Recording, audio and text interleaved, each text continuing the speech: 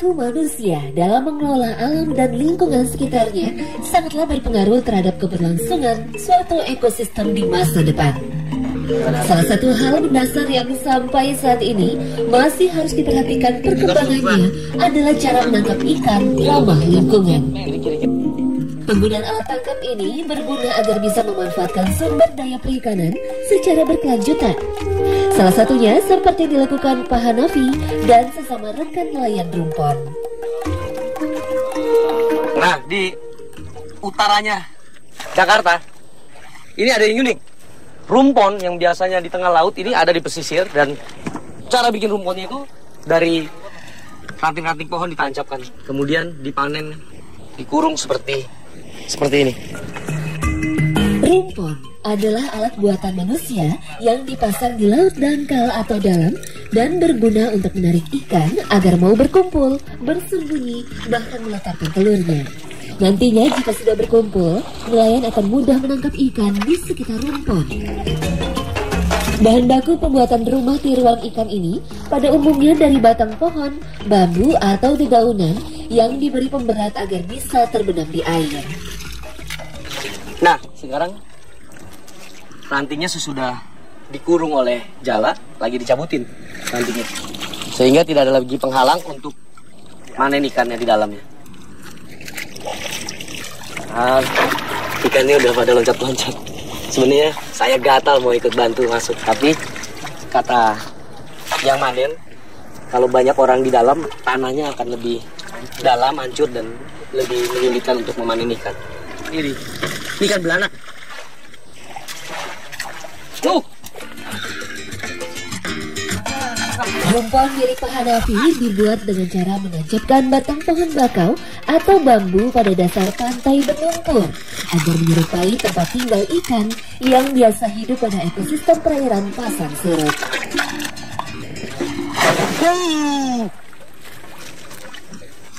Ada baramudi. Sepertinya yang besar, saya lihat cipratan air ikan besar. Ah.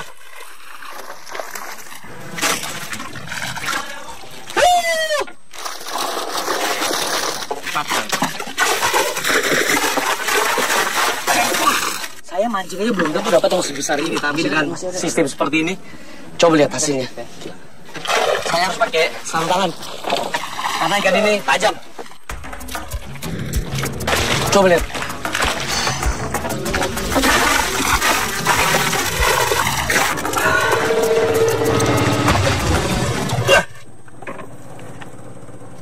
Ini hampir 4 kilo. Pak Hanafi biasa memanen masyarakat di sini itu menunggu pasang surut, dan ketika surut mereka memanen ikan. Jadi menurut saya masyarakat sini cukup cerdik untuk mengakali ikan-ikan seperti ini. Ikannya sih biasa aja, tapi cara untuk menangkap ikannya itu yang sangat cerdik. Di pesisir yang polos tidak ada karang, ditancapkan ranting-ranting, inilah yang membuat ikan berlindung mencari rumahnya ketika pasang surut terjadi. Dan hasilnya keren banget.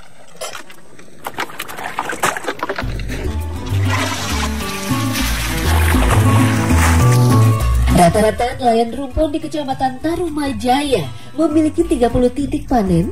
Setiap harinya akan memanen spot berbeda secara bergiliran. Sehingga dalam sebulan akan bertemu lagi dengan rumpon yang pertama kali dipanen.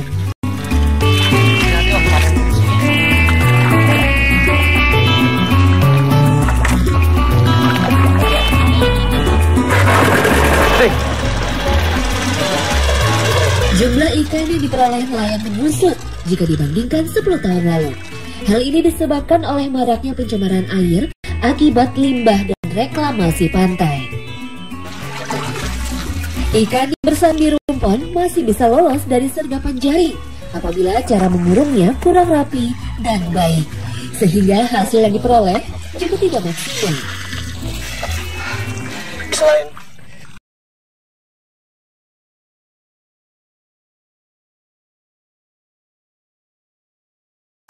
jadi ikan ini bisa lolos dengan dua kemungkinan, dari atas lompat dan dari bawah menerjang jaring. Dalam proses menjaring ikan dibutuhkan kehati-hatian dalam menutup rumpon. Gerakan yang dilakukan harus perlahan dan sealami mungkin agar tidak menimbulkan riak air yang berlebihan dan mengakibatkan ikan takut. Sesudah dikurung, ranting-ranting ini mulai dikeluarkan, dipindahkan ke sebelah. Nah, itulah yang akan menjadi rumpon atau rumah ikan yang baru. Yang ini dipanen. Panen. Bagian bawah jaring adalah tempat ikan paling banyak meloloskan diri karena timbul celah akibat kurang dalam memendam jaring ke lumpur. Ikan yang juga disebut Asian sea bass bisa hidup di air asin maupun payah, berkembang biak di laut, dan selama masa pertumbuhan banyak dihabiskan di perairan muara. Makanan favoritnya adalah anak ikan bandeng, udang, dan cumi-cumi. Jadi ternyata pohonnya tidak sembarang. Yang besar ini di tengah dan tersusun, inilah yang menjadi rumah perlindungan buat kakak putih. Ya. Nah, ini yang prosesnya paling sulit dan memerlukan keahlian. Karena sesudah kosong di tengah rantingnya, harus dirapatkan lagi. Dan tidak boleh kerabak kerubuk kalau Bapak bilang. Jadi pelan-pelan, pakai tangan, pakai kaki, dirapatkan kembali. Ya, ikannya ngumpul di sisa ranting terakhir, tapi sudah mengecil. Ikan-ikan yang diperoleh sangat beragam, mulai dari kakap putih, belanak, dan ketang-ketang.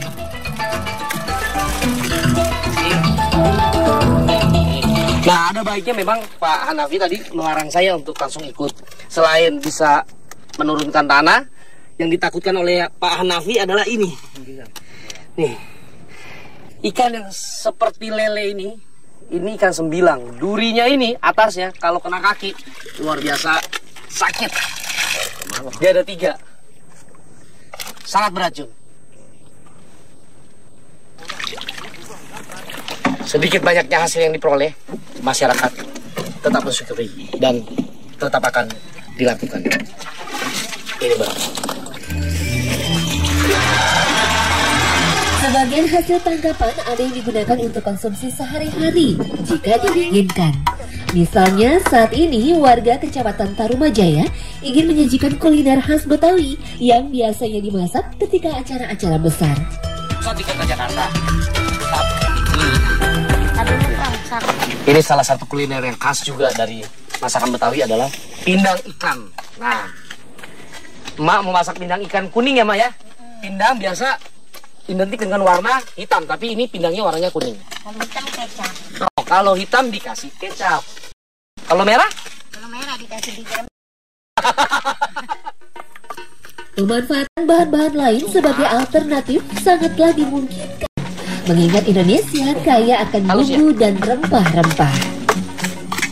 Salah satu masakan Betawi, bumbunya medok. Cuma masakan Betawi jarang menggunakan santan seperti di Sumatera.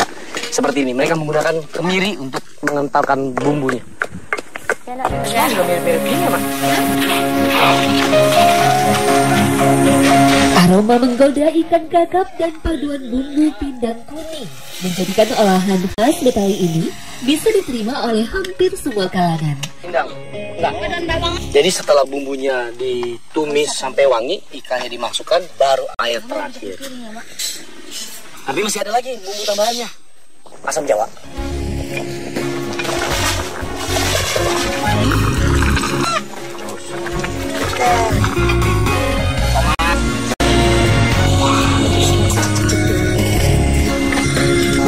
Terima kasih, Nek. Kalau cara makannya begini sih bisa nambah saya. Dengan tambahan tomat, rasa asamnya lebih ngejreng, lebih segar. Sudah cukup asam, tapi nggak medok. Ini dengan ditambahnya tomat, lebih segar.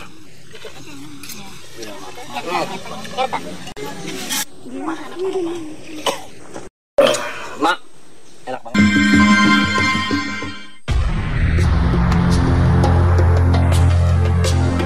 Buat sebagian orang, kenangan masa kecil adalah memori yang menyenangkan.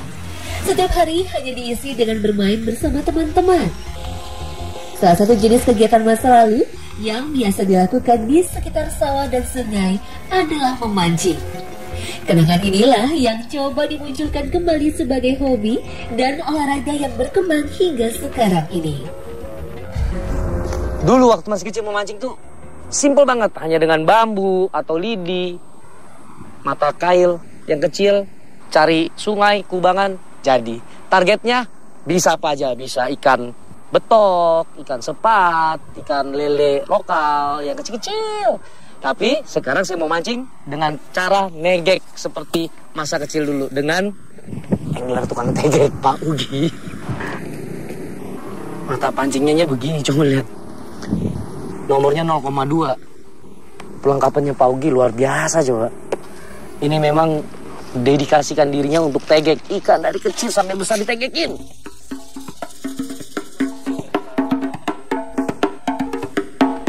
Dahulu, alat pancing sederhana yang dipakai hanya berupa sebilah bambu atau kayu yang ujungnya diikatkan senar dan diberi mata kail. Umpannya biasa menggunakan cacing tanah. Nah, ini umpan yang kita mau gunakan. Ini adalah kroto atau anak semut dan telurnya. Mancing ikan kecil pun tekniknya sudah berkembang. Sekarang ini ikatan untuk mata kailnya 2 atau yang biasa disebut kumis, melebihi 1 mata kail. Dan pelampungnya ini dibiarkan dia leluasa. Tetapi di ujung di atas pelampungnya itu ada stopper atau karet yang menghalanginya. Sehingga apabila kita menemukan lokasi yang dalam tingginya air bisa disesuaikan dengan stoppernya ini. Sensasi menaikkan ikan kecil sangat berbeda dengan ikan besar. Jika hanya mencari tarikan ikan saat fight saja, bisa dipastikan tidak akan diperoleh. Setelah kita pasang umpan, lempar ke posisi yang kita melihat ada kumpulan ikan. Memang umpannya ini dilebihkan. Sekalian umpan terpasang di mata kail, lebihnya itu menjadi bom. Jadi ikan pada datang. Dan sesudah kita lempar, yang perlu diperhatikan adalah si pelampungnya ini. Kita harus waspada apabila pelampungnya bergerak, itu ada ikan makan, kita harus segera tarik. Ikan betok sangat agresif terhadap umpan yang bergerak. Jika ada mangsa mengganggu sarangnya, pasti akan segera disambar. Climbing perch, bertok, atau masyarakat Kalimantan biasa sebut ikan papuyuh. Penyebaran ikan ini di seluruh Indonesia dari Sabang hingga Merauke. Ikannya warnanya cukup cantik dan ikan ini luar biasa. Dia bisa bertahan dengan minimnya air. Jangan lihat ikan ini di rawa-rawa dan sekecil ini. Ikan ini juga mampu besar sehingga kepalan tangan saya. Ketika besar, nilai ekonominya luar biasa.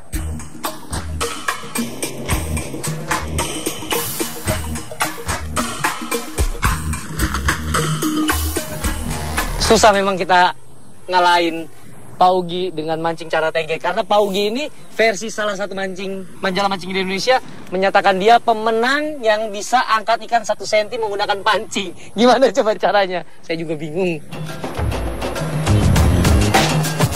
Nah, saya punya lebih besar dari Pak Ugi. Pak Ugi. Ikan asli Asia Selatan dan penyebarannya hingga Cina ini dapat tumbuh hingga panjang 25 cm.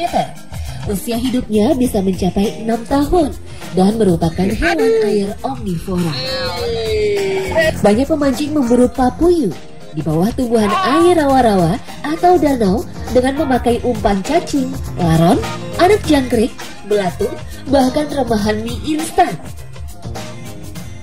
Keberhasilan ikan betok ini bertahan hingga sekarang, walaupun hampir semua tempat dipancingi. Ini karena kehebatan daya juang hidupnya ikan tersebut. Selain dia bisa berjalan di darat untuk mencari kubangan yang baru apabila tempatnya itu sudah kering, betok ini bisa bertelur di dalam lumpur. Walaupun kering, telurnya tetap bertahan. Waktu hujan turun, ada air, disitulah letas ikan-ikan betok baru.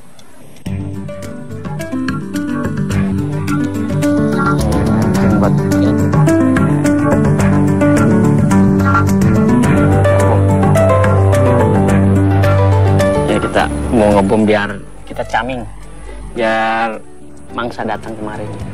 daripada kumpul, biar steknya lebih banyak.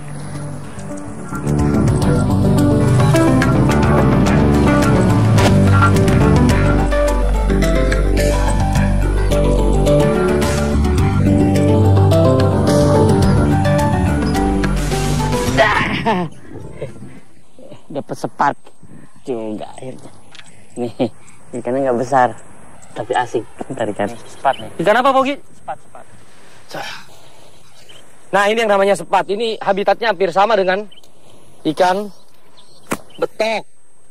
Si sepat ini punya nilai ekonomis yang cukup tinggi asal sudah jadi ikan asin. Dia masih keluarga dari ikan gurami, mempunyai dasi yang panjang seperti ini. Ini dasinya.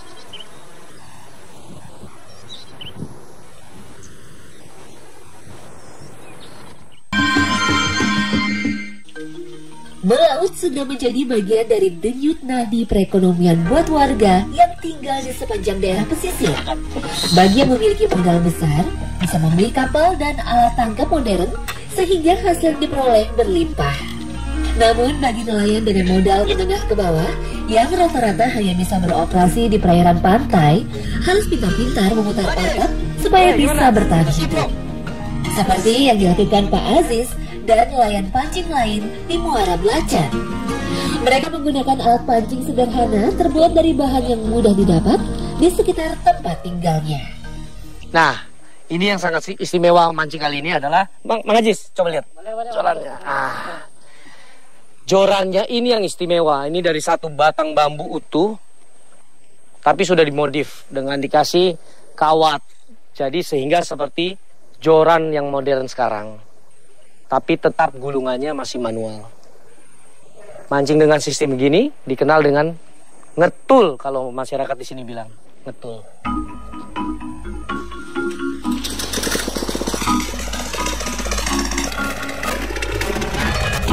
Lokasi mancing yang biasa Pak Aziz sambangi adalah rumpon-rumpon di sekitar muara. Kebanyakan ikan yang bermain di sekitar rumpon adalah jenis kakap putih atau baramundi.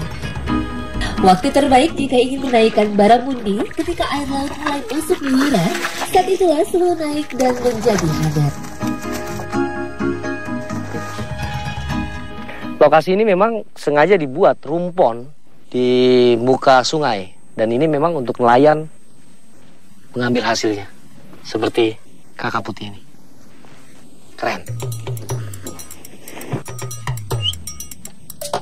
Ikan yang terkenal sulit dipancing karena sangat berhati-hati ini ketika pertama menyambar umpan, biasanya langsung membawa pergi, namun belum sepenuhnya ditelan. Jadi ada baiknya diberi kelonggaran sedikit setelah umpan ditelan, saat itulah tali pancing ditarik.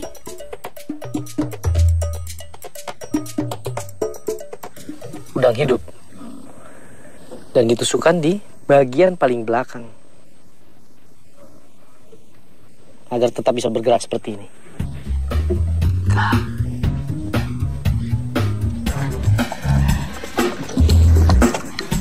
Di situ.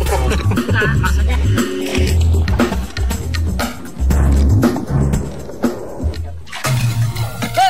Dapat tuh Mamang.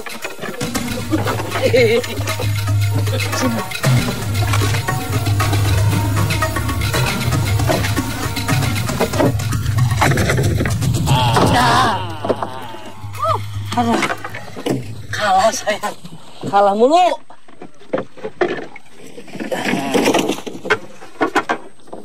Baramundi, kakap putih.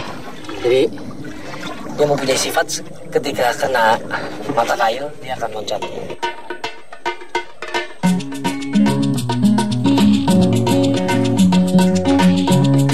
Jadi kalau menurut saya masyarakat nelayan di sini sangat cerdik. Bambu yang hanya tegek ini dimodifikasi dengan adanya kawat diikat. Ini kawat semua. Supaya udangnya bisa bergerak, dibentuk lagi pengikatannya seperti ini. Jadi masih ada space buat udangnya bergerak. Cerdik sekali. Tidak hanya keadaan di air, namun angin di permukaan pun ikut mempengaruhi aktivitas ikan. Wilayah penyebaran ikan yang jarang ditemukan di air keruh ini meliputi Teluk Persia, Asia Tenggara, Papua Nugini, hingga Australia.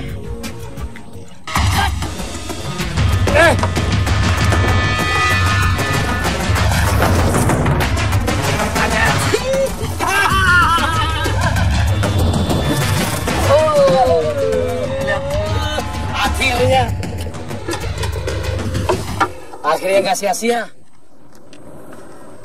menunggu lama untuk ini nih, kakak putih.